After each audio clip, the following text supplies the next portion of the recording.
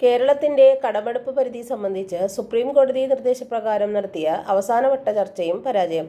കേസിൽ സമവായം സൃഷ്ടിക്കാൻ കോടതി നടത്തിയ ശ്രമങ്ങൾ വിജയം കാണാത്ത സാഹചര്യത്തിൽ വാദം കേൾക്കാൻ ജസ്റ്റിസുമാരായ സൂര്യകാന്ത്, KV വിശ്വനാഥൻ എന്നിവരുൾപ്പെട്ട ബെഞ്ച് തീരുമാനമെടുത്തു.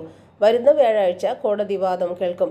കേരളത്തിന്റെ കടമെടുപ്പ് പരിധി സംബന്ധിച്ച് കേന്ദ്രവും കേരളവും തമ്മിൽ നിലനിൽക്കുന്ന തർക്കങ്ങളുടെ പശ്ചാത്തലത്തിൽ സംസ്ഥാനം റിട്ട് ഹർജിയുമായി സുപ്രീം കോടതിയെ സമീപിക്കുകയാണ് ഉണ്ടായത്.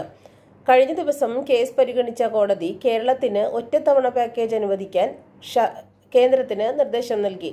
ഇതിന്റെ പശ്ചാത്തലത്തിൽ നടന്ന ആശയവിനിമയങ്ങളുടെ ഫലമായി സംസ്ഥാനത്തിന് 2024-25 സാമ്പത്തിക വർഷം നിബന്ധനകളോടെ 5000 കോടി രൂപ കൂടി കടമെടുക്കാൻ അനുമതി നൽകാമെന്ന് കേന്ദ്ര സർക്കാർ സുപ്രീം കോടതിയെ അറിയിച്ചു. ഇത് സ്വീകാര്യമല്ലെന്ന നിലപാട് സംസ്ഥാനം സ്വീകരിച്ചതോടെ കേസിൽ വാദം കേൾക്കാൻ കോടതി തീരുമാനമെടുക്കുകയായിരുന്നു. കേന്ദ്രം പുതിയതായി കടമെടുപ്പിന് അനുമതി നൽകുന്ന തുക അടുത്ത സാമ്പത്തിക വർഷത്തെ ആദ്യത്തെ 9 മാസത്തെ കടമെടുപ്പ് പരിധിയിൽ തട്ടിക്കിഴിക്കാം.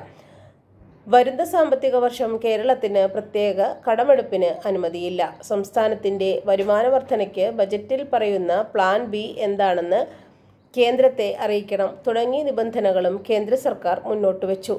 5000 കോടി രൂപ കൊണ്ട് സംസ്ഥാനത്തിന്റെ നിലവിലെ സാമ്പത്തിക പ്രതിസന്ധി മറികടക്കാനാകില്ല. കേരളത്തിന് അർഹതപ്പെട്ട കുറഞ്ഞത് 10000 കോടി രൂപ കടമെടുക്കാൻ അനുവദിക്കണം. ഇതിന് കേന്ദ്ര നിബന്ധനകൾ വയ്ക്കരുത്.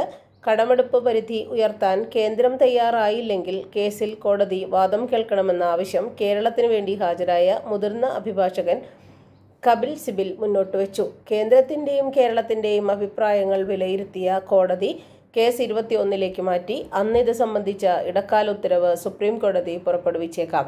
കോടതി അനുകൂല തീരുമാനമുണ്ടായാൽ നടപ്പു സാമ്പത്തിക വർഷം കടമെടുക്കാൻ സംസ്ഥാനത്തിന് ഏതാനും ദിവസത്തെ മാത്രം സാവകാശമാകും ലഭിക്കുക.